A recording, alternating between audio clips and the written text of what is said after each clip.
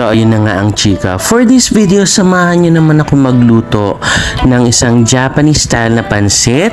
And this is my version ng yakisoba. So una ako nakatikim ng yakisoba sa Japanese na fast food na Tokyo. At ang talagang tumatak sa akin sa dish na ito ay ang lasa at flavor ng bell pepper. At after i-prepare nga ng mga ingredients, gawin na natin yung pinaka-sauce na gagamitin natin, which consists of oyster sauce, 1 tablespoon ng light soy sauce or liquid seasoning, and freshly cracked black pepper. Mix it well and then set it aside. Next is mag-heat tayo ng pan or ng wok, maglagay ng konting mantika, at magisa ng bawang at sibuyas. Sa Japanese version, naglalagay sila ng char siu. So since this is my version at wala naman tayo nun, meron akong tirang adobong baboy na hiniwa-hiwa ko at yun ang isasawag natin. Kung wala naman, pwede na yung ground pork, ground beef, shredded na chicken, or kahit yung hipon. Next ay ilagay ang Miki noodles. So, depende na sa'yo kung gaano kataba or kakapal yung gagamitin mo. For me, ginamit ko yung noodles sa panglomi kasi yun talaga yung na-imagine ko na itsura ng yakisoba.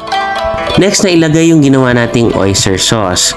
Mix it a little and then ilagay na ang salt and pepper.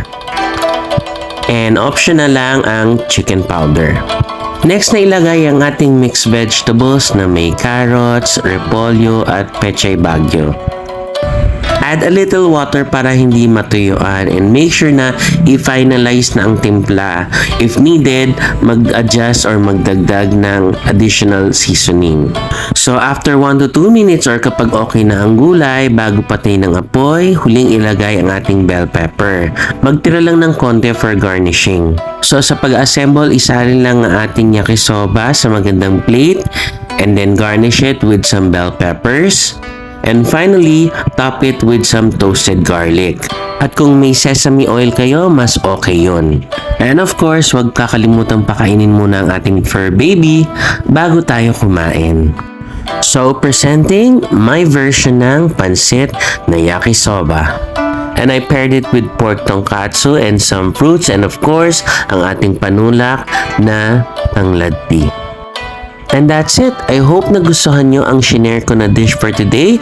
Thank you for watching. See you on my next recipe. Kain po!